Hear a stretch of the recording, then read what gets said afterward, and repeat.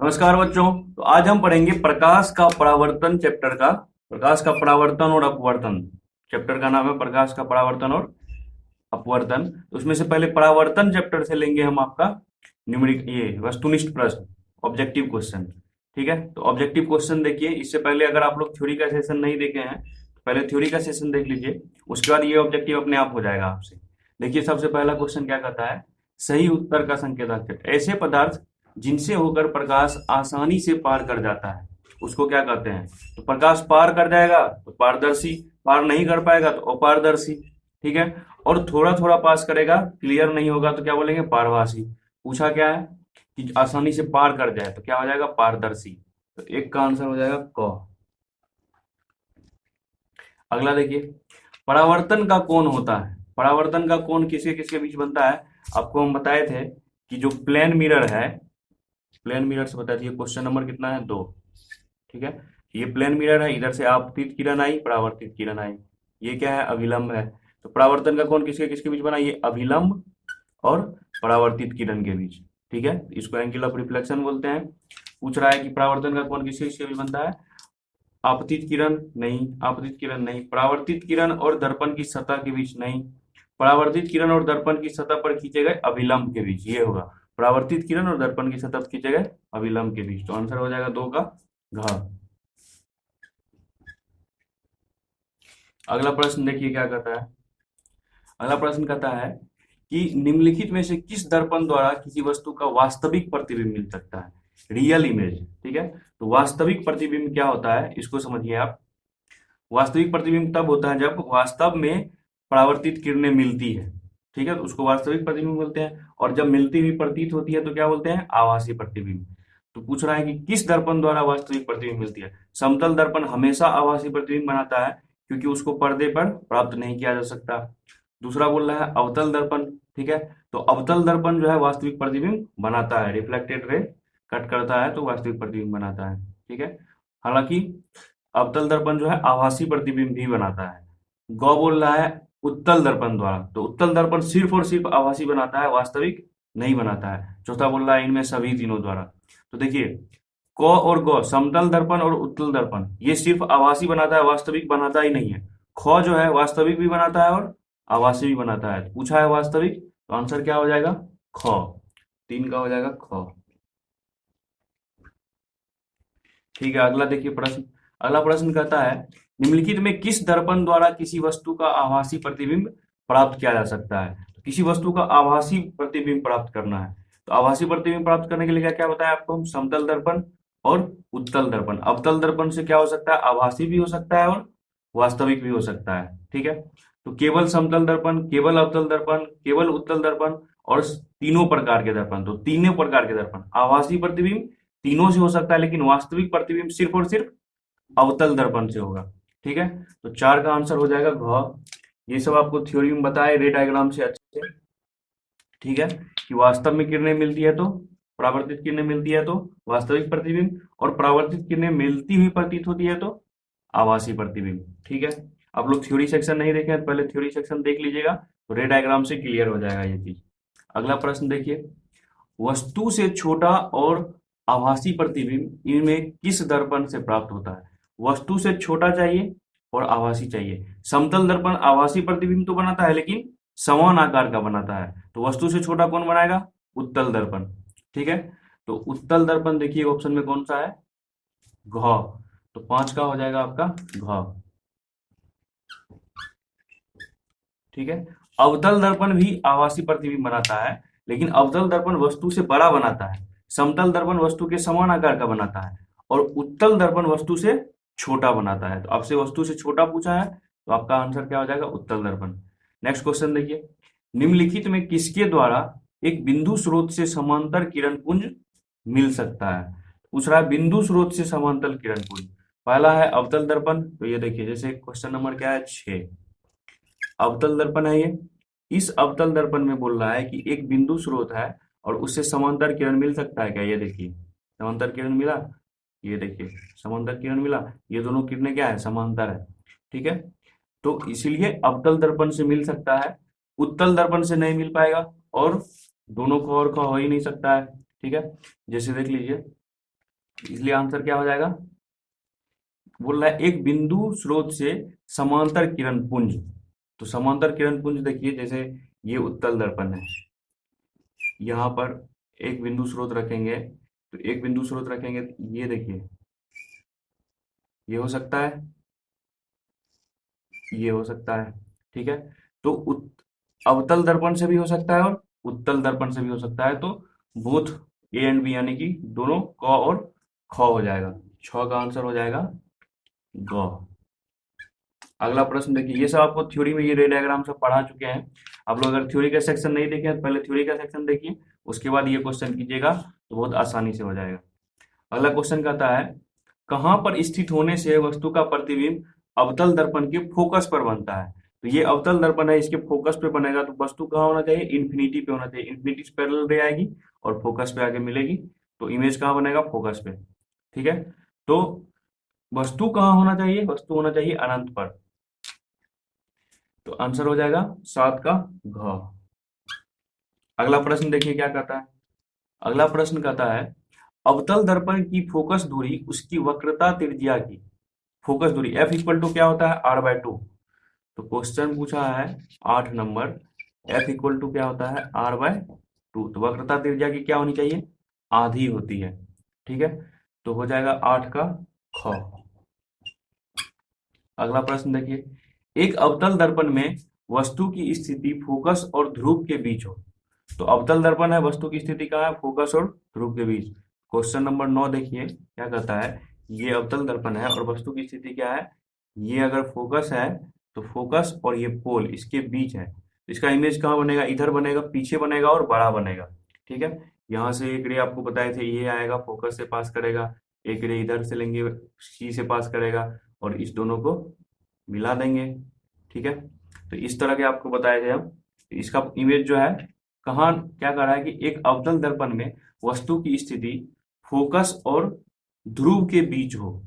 तो फोकस और ध्रुव के बीच होगा तो इसका इमेज, तो प्राप्त प्रतिबिंब होगा।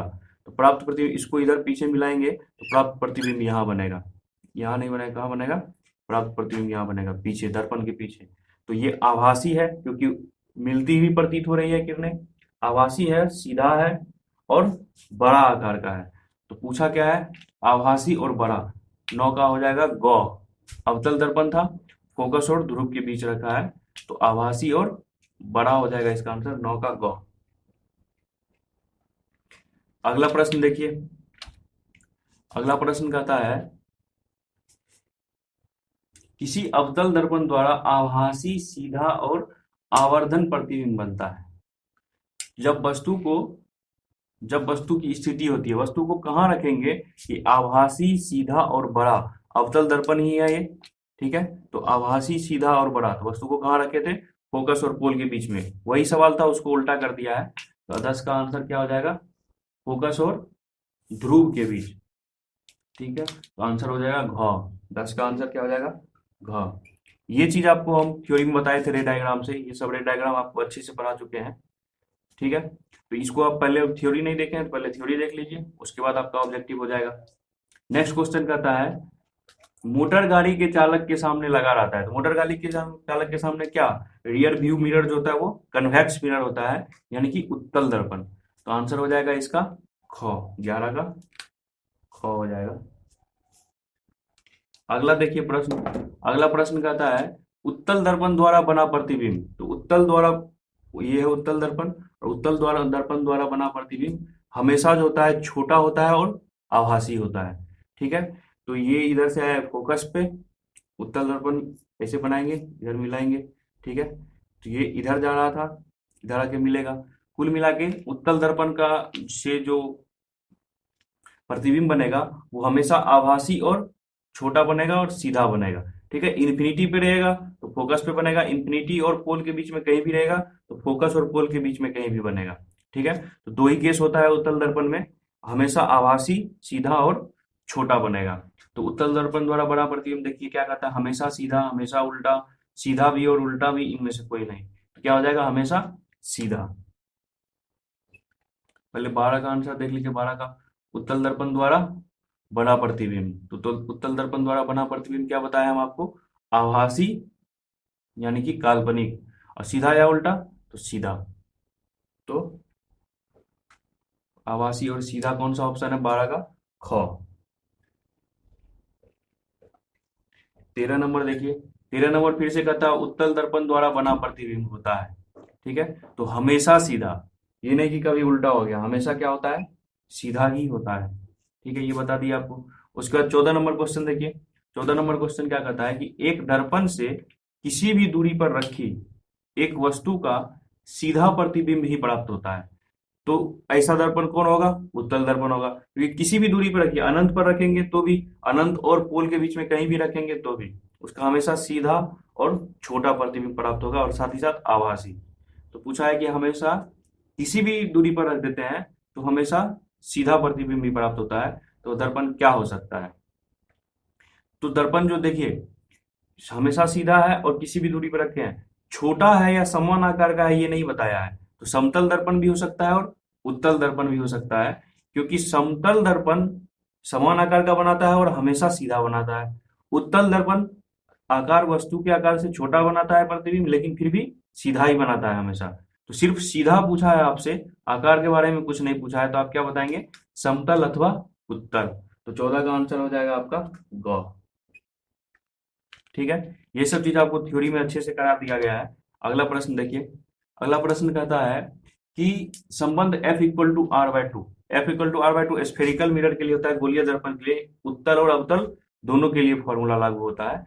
तो आंसर इसका हो जाएगा उत्तल तथा अवतल दोनों प्रकार के दर्पणों के लिए। तो 15 का आंसर हो जाएगा ग। अगला प्रश्न देखिए 16 क्या कहता है। अगला प्रश्न कहता है चित्र 1.35 में सही किरण आरेख को चुने। सही किरण आरेख को चुनना है। इसमें देखिए पहला है समतल दर्पण।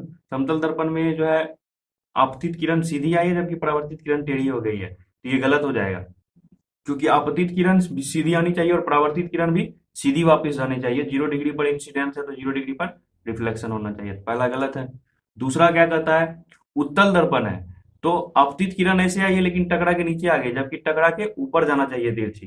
ठीक है, तो दूसरा भी गलत है। तीसरा क्या कहता है कि पैरेलल पैरेलल आई है रे, मतलब इन्फिनिटी से आई है रे, इन्फिनिटी से आने के बाद उसको फोकस पे मिलना चाहिए था, लेकिन वो सी पे मिल गया है, तो इसलिए तीसरा भी गलत है। चौथा क्या कहता है कि कर्वेचर से, रेडियस ऑफ कर्वेचर से जो इंसिडेंस रे गई है वो वापस टकरा के वहां आ गई है, तो ये सही है, क्योंकि कर्वेचर से जो भी जाती है रे वो 90 डिग्री का एंगल बनाती है मिरर पे, और वो वापस उसी पाथ को रिट्रेस करती है। ठीक है, तो इसका आंसर आपका घ हो जाएगा, जो सही है। 16 का आंसर क्या हो जाएगा? घ। 17 नंबर क्वेश्चन देखिए क्या कहता है। 17 नंबर कहता है कि एक गोलीय दर्पण द्वारा बने प्रतिबिंब का आवर्धन m है। ठीक है, ऋणात्मक होता है, तो m का वैल्यू अगर नेगेटिव है तो पूछ रहा है कि इसका अर्थ यह है कि प्रतिबिंब क्या होगा। तो क्वेश्चन नंबर है ये आपका 17। m अगर नेगेटिव होता है तो इसका मतलब है कि इमेज उल्टा बनेगा। ठीक है, और m अगर पॉजिटिव होता है तो इसका मतलब है कि इमेज सीधा बनेगा। इसी तरह से जो है देखिए m का वैल्यू 1 होता है या 1 से बड़ा होता है, 1 होगा तो समान आकार का, 1 से बड़ा होगा तो आवर्धित इमेज जो है वस्तु के बिंब से बड़ा प्रतिबिंब बनेगा, और वैल्यू 1 से छोटा होगा m का तो वस्तु से छोटा प्रतिबिंब बनेगा। ठीक है, तो आपसे पूछा है निगेटिव है, तो निगेटिव होता है तो इमेज उल्टा बनता है। ठीक है, तो m का वैल्यू ऋणात्मक है, इसलिए इसका मतलब क्या होगा कि इमेज प्रतिबिंब उल्टा है। आंसर हो जाएगा 17 का घ। ठीक है, ये सब चीज आपको m का माइनस प्लस ये सब चीज आपको हम थ्योरी में करवा चुके हैं, आप लोग ध्यान से देखिएगा थ्योरी का सेशन, और उससे आपको ये सब क्लियर हो जाएगा। तो ये था आपका प्रकाश का परावर्तन, reflection of light. Reflection of light से इतना क्वेश्चन है आपको दिया हुआ, ऑब्जेक्टिव क्वेश्चन कुछ डिस्कस किए। अगली सेशन में हम लोग, अगला जो क्वेश्चन आंसर का सेशन होगा उसमें हम लोग प्रकाश का अपवर्तन से संबंधित प्रश्न करेंगे।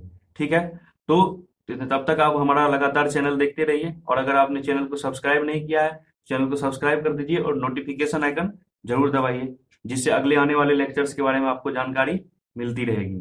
ठीक है, धन्यवाद।